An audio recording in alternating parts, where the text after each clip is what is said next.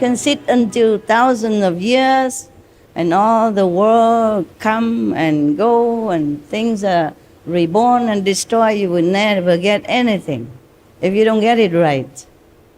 Similar, we have these, nowadays we have these numeral lock, no? And you can turn it for 100,000 years. If you don't turn to the right number, you can never open it. It's just like that. Or nowadays we have telephone. If you just push one number wrong, you won't get the person you want, right? Or email, or whatever, you name it. Or television, radio, you have to turn to the right frequency. Otherwise you get nothing. You can sit there all your life, keep turning back, forth, in, out, nothing will happen. There's only one way to do things is the right way. There's only one way, the correct way. And the Kuan method is the correct way to get enlightenment. I mean the real one, the ultimate one, and the right one. Buddha said that, huh? Don't think I try to convince you. Yeah. All the masters say the same thing. If you have time to study all the scriptures here and there, they mention like that. But only after you practice Kuan method, then you would understand. And the same like when they translate like Kuan Bodhisattva contemplates on the sound of the world. Actually, on the sound of the creation. The world is creation, of course. But not the created sounds like the bird chirpings or the waves of the ocean. Even though it mentioned in even Lotus Sutra that Kuan Bodhisattva contemplates. She has inside her or him this wondrous sound, like the sound of the water, the sound of the tidal waves, the sound of etc., etc. In the Bible, mentioned the same thing. One of the saints ascended to heaven and hear the sound of thunder or something like that. So these we, Kuan Yin practitioner, would understand perfectly clear. But if nobody pointed out to you, and if you have no experience about it, you would also not understand. Many Zen stories saying that one monk, he was meditating and then suddenly he heard a very loud, big sound, you know. That's after many years of practicing. Yeah, suddenly here one time. Maybe never hear it again. Because it's just like a coincidence that he heard it. Not like he knows the way to practice so that he can hear it every day. The more we hear this teaching, inner teaching, or our own true nature, the more we understand many things. Yes. The more we will feel free. The more we feel that we are nearer to Buddhahood or nearer to heaven, or maybe already with heaven, with God, one with God. That's the only way. Up to now, I practiced this many ways as well before Kuan Yin method. I do breathing, I do Hatha Yoga, I do pranayama. It's similar to breathing, yeah, okay, etc., etc. Some monks in India, I'm not sure if they do it in Taiwan or China or other country or not, but in India, oh, they practice so many things that you have no idea that the human are capable of doing that. Sitting on the nails, the bed is nothing yet. Standing on one leg forever is nothing yet. Hanging your hair on the tree just so that you don't ever fall asleep or fall down, that's nothing yet. You know, like sometimes they put a long, small, thin piece of cotton, long, very, very long. They put it through the nose and go all the way down to their stomach. The whole thing, huh? I don't know how long, just maybe more than a meter at least. Even for me, it's just 10 centimeters, it's already suffering. I won't do it. And they do that, all kind of things. Bathe in freezing water, it's another thing. You know, in the Ganges, freezing water. Well, that I did. I thought maybe to clean my karma. But they do that all the time. And soaking themselves in there until they become even like an ice cube. Or burning under the Indian high summer sun with the fire around it as well. And the summer sun in India, some place it can burn your skin, first or second degree even, if you sit too long. But they do that all the time. Of course, maybe slowly get used to it, not like immediately shave the head and go sit under the sun for hours on end. It's not like that, but still, it's still very, very, very harsh, the sun of India. No? I almost died because of Indian sun. I went to Bodh Gaya, in my wandering time to see Buddha's Bodhi tree. It was in May. It wasn't high summer yet. And then I walked. I didn't know. I didn't think too much. I normally don't think too much. I go to the Himalaya alone, also didn't think much. I go under the summer sun, I also didn't think much. It's just too much focus, on my goal. And I got sunstroke. I almost died on the street. Because when you walk in such a sun, it's like you climb in the Himalaya mountain, or the Sumeru, Yeah, you cannot even walk. You walk is like you walk in a dream, You cannot even walk. You walk like you carry mountains on your shoulder. Every step is like so laborious. I don't know why I did that. Just too young. Too young and too idealistic. I did not think too much about the outer effect or the outer situation. I just want to do what I do, and I forgot that. And I almost died. Luckily, I dragged myself into somewhere, and then it was a temple. Yeah, and then I take a rest for a while. That's the first time. The second time, I almost died again and found another temple. The first temple was tended by an Indian man, but he cooked vegan for me. Just congee and some of the... I told you this story already, maybe a little bit more elaborate now as I remember it. And then I said, how did you know how to cook rice congee? He said, my master taught me. I said, who is your master? A Taiwanese monk. I was very lucky. I almost died. Without this food and without the shade to rest, well, even with that, I went to see the Buddha Bodh Gaya. I went to see the Bodhi tree before I died, before I almost died on the way back, And then in front of the temple, almost collapsed. And the man took me in, gave me, thing to drink, and I didn't even have anything to drink with me. They don't sell things on the road, all the time, I was walking. It was not that convenient. And so after that, I recovered, But I did not learn, Next time I want to see Varanasi, the deer park, I want to see the first Buddha preaching place, and I had to see it. And I walk again, under the sun again. I almost die again. Luckily, in front of another temple. That temple is actually is a Tibetan temple. And Tibetan monks, not all of them are vegetarian, Yeah, almost all of them, most of them are not vegetarian. They eat what is offered to them, yeah?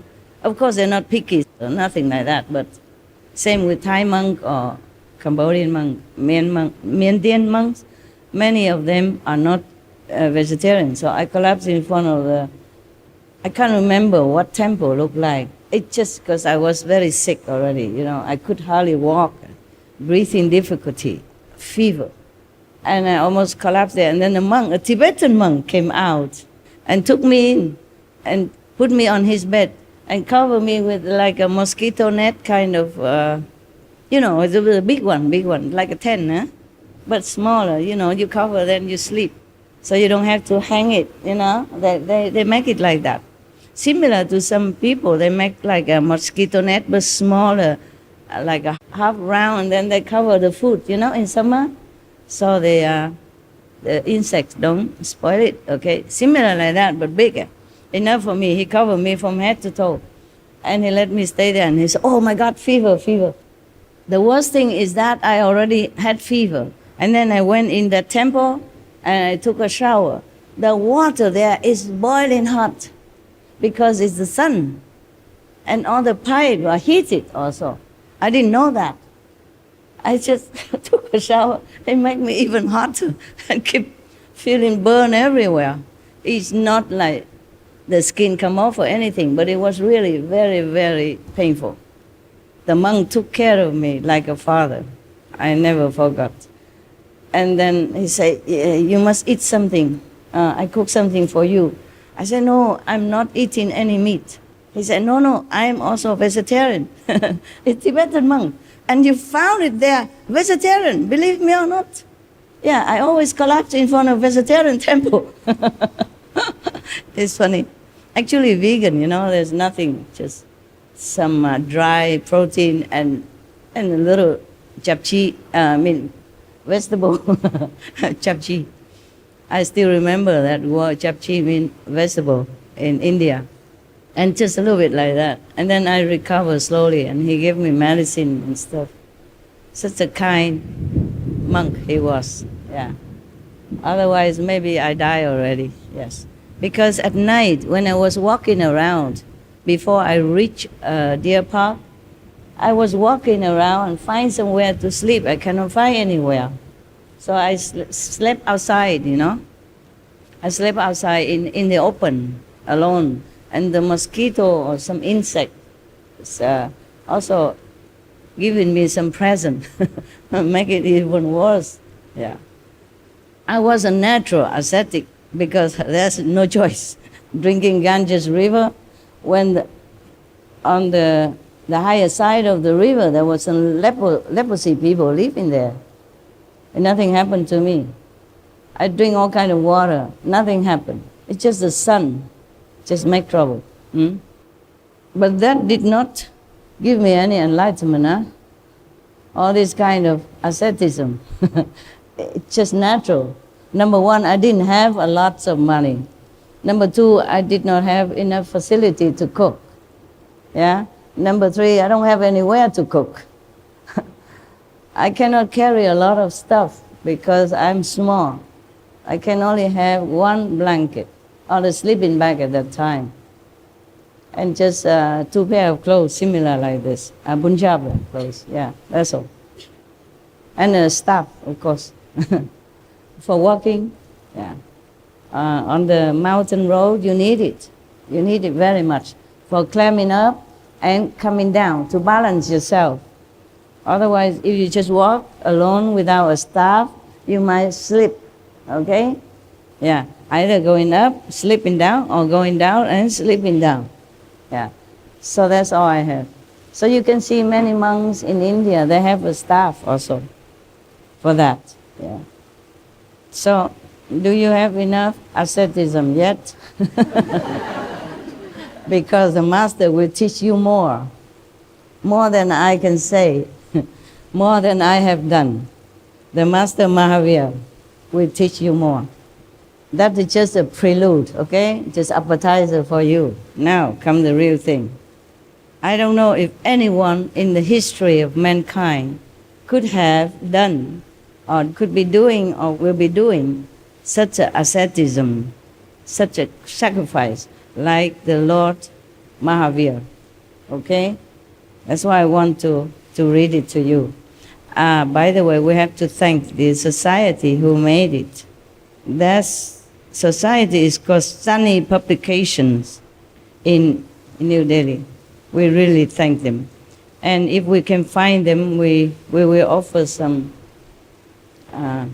financial offering so that they can continue publishing more books to spread the teaching of Lord Mahavira. We thank them, huh?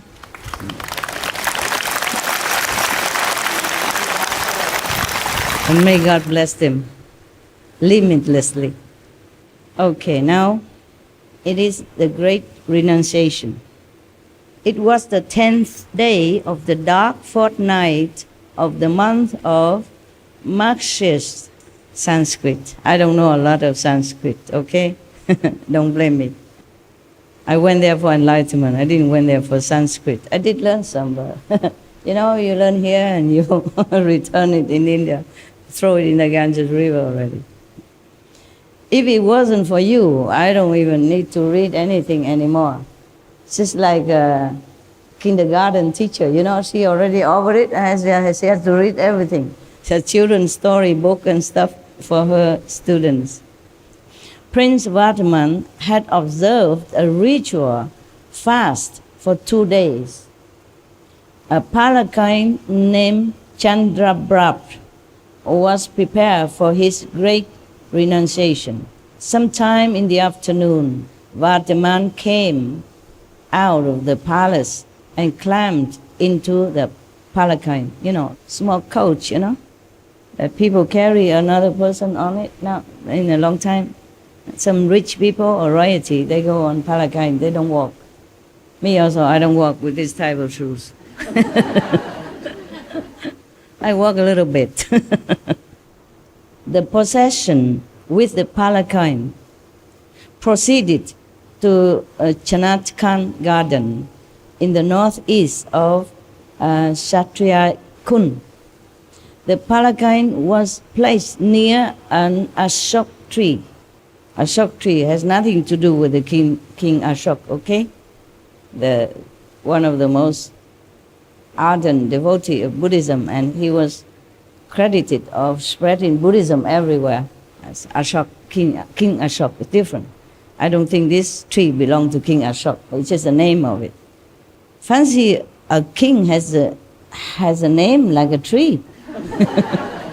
Vardhaman got down from the palanquin. Thousands of eyes were staring at the prince. His golden body was adorned with a beautiful dress and scintillating ornaments. The next moment, he had removed all the ornaments and his dress as well. Nothing left on his body anymore. The only cover on his body was a piece of cloth resting on his shoulders and provided by Indra. Indra offered him this dress. The god Indra, the rain god, the one that is making something drop in on our roof right now. The water drops. Thank you.